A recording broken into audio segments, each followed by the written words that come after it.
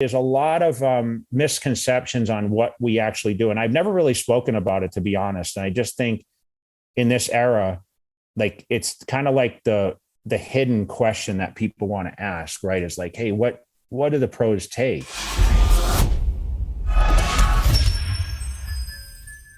And switching back to longevity and bodybuilding and the fact that we can't do the cycles we did back in the day, what are you taking now specifically as far as your HRT? Like what different things are you taking at what doses? And in comparison, what would you have taken at your greatest, like what would have been your meanest, baddest cycle as a Mr. Olympia competitor? Because I'm willing to bet there's guys doing men's physique at the local level. They're taking more than you because I've seen them, they've hired me and I'm like, you're doing what? And I'm like shocked, like 1400 trend, men's physique guy, like stuff like that. It's like, what are you even thinking? So what would have been like your biggest cycle and what would you do now? Yeah. So right now I'm on what I call real HRT, and there's a little confusion on HRT because every day people say I'm on HRT and I'm taking 500 mgs and no one needs 500 mgs on HRT. Okay. I think really everyone's HRT comes from the doctor that's prescribing your HRT, meaning like I'm not doing my self HRT. I'm going for blood work. I give blood every 8 weeks just for, I think it's always healthy for you to do that. I've always done that. Remember, I was, my ex-wife was a nurse practitioner, so she was almost a doctor basically. And we were very conscious, from day one. And that's one thing, Chris, from the very beginning was like, hey, you need to take care of your house. So what I do is just monitor my blood levels, keep my testosterone. I think my last test, I was around 640 something. Like nanograms per deciliter, 600? So in the 600s, which I don't think is extremely high. I mean, I'm 700s, 800. But Greg, if depending on what doctor you go to, they're going to tell you that if you're 1,000, you're okay. A real doctor is going to say, oh, you're 300's good. No, it's not for us. Right. So I take, anywhere between like a half cc to a full cc, usually a week. Okay. And that has switched around. I rarely gone over one. This is my first cycle, to be honest. Like I did 1 cc of Sestanon. They were, I think, preloaded Sestanon amps from Mexico. They were the best things. I mean, I put on like 50 pounds, The first cycle is always going to be the best. Yeah. Even at a lower dose. That's why people start out with too much. You said 6 things. It's like, why? So if you're, before we jump into it, someone doing their first cycle, you do not need more than 1 cc of testosterone. If it's legit, the problem is the stuff out there today is not what it was back in my era, right? So when I was getting, an ampule, Sestanon, or whatever it was, I would get an anthate in ampules. Like nowadays, you're getting, just some brewed concoction in someone's basement a lot of times, or people are buying on the internet, but I'm saying going to a doctor, which even is compounded. I'll be honest, I use a compounded testosterone bottle. I stay on, like I said, anywhere between a half to a full cc. I've done that consistently. It goes up and down. My levels aren't super high. I feel good on what it is. My doctor's not really concerned if I go, between 600 and 800 seems to be kind of the area we want to be. I think if you're over, 1200, I think you're pushing a little too much, right? You're on a cycle at that level. Yeah, is what I would say. And I don't use any like anti-estrogens. I do have a prescription for it for Arimidex. I don't really use it. I'll be honest. I just find myself missing taking it. But if I was to get ready for like I'll be honest, off season, I didn't take as much. I didn't do GH. I would take always like 500 mgs of test, and I would use like 600 mgs of Equipoise. Equipoise was my favorite off season. I didn't do a lot of orals. I mean, once in a while I dabble in the beginning. I mean, I did my anadrols and my D-balls mixed with testosterone. I used DECA. I wasn't a fan of DECA. But as I prep for the shows, and Greg, my biggest challenge all year was getting the exotics, what I call the exotics, which is, okay, you have to use these for a show. But coming now and realizing a lot more than I realized back then, I don't know if I really needed to buy the Winstrels and the Anivars and I was using Parabolin, which I don't even know if you know what that is. Yeah. I didn't really, there wasn't a lot of years that trenbolone was apparent for me. I mean, that's been the new thing, tren, I guess everyone uses. And then of course, later on I got into like the insulin stuff and that kind of additive, but I did that way later. But my cycle would basically be off season. I would use test and equipoise. I would do that consistently for 10 weeks. But the difference is I actually came off drugs. There was no bridge. There was no, oh, I'm cruising.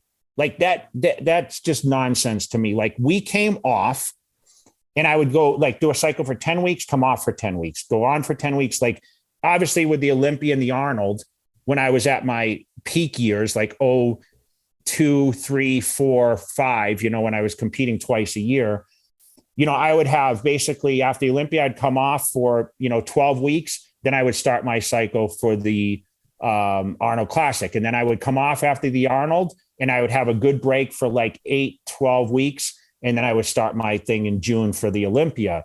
But that whole year consisted of buying the exotics, meaning like Primobolan, which was hard to get. Like I mentioned, the Parabolan, the Winstrol amps, because I didn't use anything. I was very careful with that, with what I got. Those kind of things like the exotics, Masteron. I got those. And then I would have certain things. I'd start with the test and EQ for the contest. And then every 4 weeks, I would kind of change it. And then eventually I'd switch to propionate instead of an anthate. The biggest difference I learned later is the anti-estrogens using like Novadex or Remedex. I'll be honest, in the beginning, Chris never had me take those things. In fact, Chris Aceto and I never discussed drugs ever. So when I asked him, like he just, you need basic testosterone, but he never said to me, hey, your body's making changes. What drugs are you on? It was never a discussion with us. I kind of learned by honestly listening to people around me. And was it accurate? I don't really know. I mean, I think everything's kind of like kamikaze thinking, like, oh, this drug works good for me. It doesn't work well for, like, I'll try it. Right. But the truth is like, my max, I mean, of course, the GH would be added in, when I would train for a contest. And listen, the dosage, I mean, remember the first dosage was 4 IUs a day. I may have gone up to 9, 12, on and off. I mean, I think 9 was probably the best sitting area for me. Like that seemed to be just like around the testosterone. Listen, I've done 1,000 a week of tests, but 500 was my sweet spot, if that makes sense. I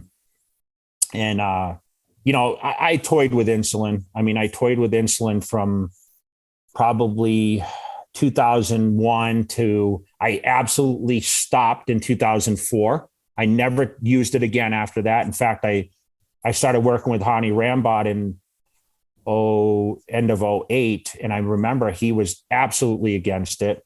We used what we call metformin instead, which was like glucophage, that we used a little bit off season just to make the muscles a little more, taking the carbohydrates a little better.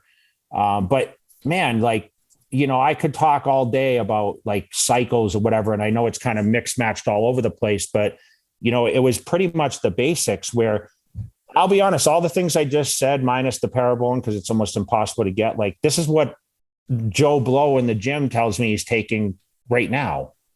Honestly, I mean? I've coached people that are in men's physique that would have taken more than you've listed. And I personally have done higher cycles than this. I mean, from the sounds of it, if I had to summarize, it sounds like you're doing HRT now somewhere between 125 and 250 milligrams a week with test levels. And you're a 230-pound man, which means you're going to need more than the average guy. 600 to 800 nanograms per deciliter. I'm trying to be around that 700 to 800. A lot of guys are 1,000 plus, even on HRT. So you're hardly doing anything now, 230 pounds lean. Yeah, but listen, Greg, that not to say those levels haven't, but I'm just telling you off my last test. I get 2 blood tests a year. Okay. I test blood twice, and that's where the last range was. Would I like it to be a little higher? I'll be honest. I'm going to try to push that thing to 800. Yeah. So, and I've been I traveled last week. I was, on like a 10-day trip. I didn't take a shot with me. So, I mean, I'm just not as consistent as I should be. And I guess shame on me, because, sometimes missing that is almost worse than using it. Right. But I don't care as much now. You know what I mean? Like my body's at like a point where, I look decent. I want to know, I go by more how I feel. Back then I was like all about, oh, am I full enough? And, that's the one thing about the GH that, I think it's totally overrated. If you said to me, what's the most overrated thing I did? It was probably the GH, because it worked well like the first or second time I used it. I believe that it kept me fuller, and they say it helps lean you down. I hear these people say, oh, I can eat ice cream and tons of garbage on GH and I stay lean. That's bullshit. Like, it doesn't work like that. You don't just shred body fat off. And it's expensive, right? I mean, it's expensive. And, I think, I would use it several times a day. I started just taking it once before I went to bed is the first time I used it. And it ended up being, like I mentioned, I was taking up to 12 a day. So, I mean, I would take, increments of 2 IUs, in between meals and whatever else. And I don't really know what worked best. I mean, I just did it because it was just protocol.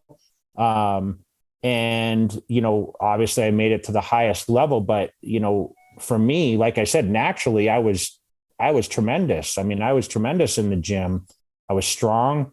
But once I enhanced myself, I mean, it made a huge difference, It just goes to show how much important the genetics are. And your genetics, if you have great genetics, use a little bit, you're going to go a long way. And as far as GH, I've made videos saying it's the most overrated thing you can get. Everyone I've coached that doesn't take it thinks, well, if I took GH, that's what's missing. That's not going to turn me pro.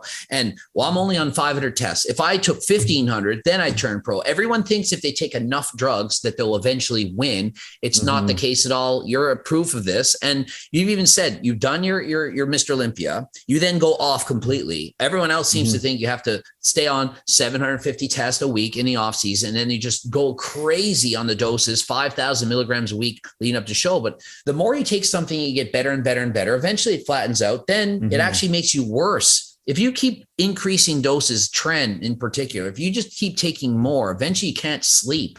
Like, have you used Tren? I've used it, but you know what? I'd be lying if I remember like how I used it. I treated it like, with Parabone, it was 76 milligrams. We used 2 a week. Yeah. That's all we needed. So it's nothing. I've used 700 Tren for a week. Yeah, Tren scares me. Tren scares me a little bit because all I hear is like how hard it is. But I know like it's big in the powerlifting world, right? A lot of guys, it makes them aggressive, right? Bodybuilding and powerlifting. So, and I know, it gets you leaner and basically, I used to use like these Phenoplex tabs. I don't know if you know what that is. So they would grind them down and basically, they'd be in a oil. And, I remember doing that. And I think that's kind of where the early Tren days, right? Probably early 2000s would have been. Yeah. Yes, I've used it. And if I'd be lying if I tell you what I took, but I would tell you it wouldn't be close to even what you mentioned, 700, because, like I told you, I would be on, the 600 equipoise and the 500 test. And, unless I used Anadrol 50 here and there or whatever, I did that the last couple of years I was competing and, a couple tabs a day. And there was just enough. I mean, it's like after a while, what really works, right? And then 4 weeks down, the oils start coming out. I might take a little probe, but, I would use Winstrol's and a little bit of, I'd use Winstrol and halotestin. I was going to say halotestin. I was using your show contest prep. But that was mostly oral form. And then, I'd use my clenbuterol, which I hated, probably the most hated thing I used because it would make me shaky. I'd use that 2 on 1 off schedule. Just like, 2 or 4 tabs a day or something like that. And, I had all, to certain protocols I follow, but it was never truly the exact same through my whole career, if that makes sense, because a lot of times I couldn't get stuff, Right. It wasn't like I was going to my doctor at this point and saying, hey, I need this, this, and this. I mean, this is kind of like out and about and just saying, okay, what can I get? Most of it was from Europe. And I turned pro in 2012 and I competed up till a couple of years ago here, and I'm in Canada. So it's a lot easier to get anything. And so my contest prep, I never have to worry about like, will I get this or will I not get this? But going back to what you took for the actual Olympia or for the off season was 500 tests and 600 EQ, or was that like in the off season, or is that you're prepping for the Olympia and you that's like how I started and then added a little bit later as the show approaches? So like 20 weeks down, I would consider like the off season schedule leading up. So like I said, when I started my when I started the prep or whatever, when I started training, I would usually start 20 weeks and that's when I would do that. And I would do that to about 12 weeks out. And then I would start like implementing like, Primobolan and maybe some Anavar and all that kind of stuff, switching it up, and following a better protocol, with that. Like I would take the EQ out, add like Primobolan in there. Masteron? Masteron, I didn't start until around 7 weeks. Okay. And I would do that 7 to like week 3 or 4. I would try to cut all my oils out, like the last, for sure, 2 weeks out, but most of the time 3. And then just use a little bit of propionate. And I really didn't do a lot of propionate because it really knotted me up. My body didn't react well to that. But most of the time it would just be taking orals like the last, 2 weeks prior to the show, and, no shots, just in case of any issues. In 2007, I had a bad infection from Winstrol in my shoulder, and I almost lost the Olympia to Victor Martinez that year. And, I just had a really bad infection and it affected me, and I was scared after that, so I made sure I stayed away clear of all my stuff for sure after that point. I really think people listening to this are going to be shocked. They're not going to believe it. Like I believe it because I'm involved in the sport, but other people think that everyone has to blast everything and then the show ends and you're going to keep blasting, but you're actually taking time off and you're doing 10, 12-week cycles, go for a bit, take some time off, rest and recover, because the law of diminished returns, you can try and double your doses, but then you're not even going to get any better results. Most people think if I only took more, I'll get so much better results. And personally, like my first cycle's very small. And then I'm like, wow, I put this much muscle on this. Wait till I blast what the pros are taking. And then I did. And I was like, wait a minute, I only put on 5 more pounds of muscle. Like that's it. Yeah. It's just like, there's like a ceiling on how much muscle you can build. Yeah. And listen, kind of to recap, like, listen, I would consider this, I would say, hey, I loaded up for the shows, right? I just mentioned all this stuff like which I didn't mess with the GH in the off season, whatever. But, I would load up, and I mentioned like the off season stuff when I would do that. I was saying like, this would be my, like when I was 22, 23, whatever, before I got into heavy competition, once I got into competing twice a year, I really didn't have an off season cycle. This is when I had like the break, like even in, I turned pro in 96, I took 97 off. So I was saying on and off cycles, like that was more of those years. And then, like I said, my off season would be leading up to, my preparation 20 weeks down to 16, down to 12. Like I consider that kind of like my off season because, I was just training, like I said, like I didn't take any drugs, even though that shit stayed in my body. I mean, I only came off for 12 weeks. Shit, the stuff was still in my body, honestly, with the amount I took for these shows. And I'd always get my blood work. But the most important thing is you have to come off between cycles. Like if I could change anything that goes on today is like, stop. Even now, like my doctor sometimes will have me come totally off my HRT. Like let's take, one break a year, and whether it's 10 weeks, 12 weeks, 60, depending on what the levels are, I still think that's healthy to do. I don't think you have to constantly take gear all the time. And I don't know where this came about that you have to bridge with like a cc or 2 cc's or whatever it is of testosterone. It's absolutely wrong. All of us pros, we all came off. Ronnie Coleman came off. I came off. I mean, they drug tested us one year. I mean, they had, when baseball came about, I remember Ronnie and I showed up at, the Bev Francis show, and they started implementing drug testing just to, and I don't know what they tested for, but they took our samples. I think it was diuretics. No. Did they actually test for steroids? Yeah, for pros. I mean, what were they expecting? Well, I mean, remember, we weren't really taking anything then. You know what I mean? Like we were off. Right. So maybe like, hey, you know what? A test is easy. Hey, let's test them for Winstrol V. Like no bodybuilder between Olympias is going to be taking Winstrol V, right? I mean, I don't know. And that's supposedly in and out of your body fast, but I don't know what, but we did get drug tested around the baseball time. I think bodybuilding was getting a lot of pressure. But it goes to show you that there's a lot of misconceptions on what we actually do. And I've never really spoken about it, to be honest. And I just think in this era, like, it's kind of like the the hidden question that people want to ask, right? Is like, hey, what do the pros take? And it's a lot different. Remember, I haven't competed, I really say since I competed in 13, but it was, that was my comeback year that I really didn't even do well. But I say 2012, I mean, that was 10 years ago. So what guys are doing now, like you asked me, I'm sure you asked a question about SARMs or peptides and SARMs and all these different things that are peptides.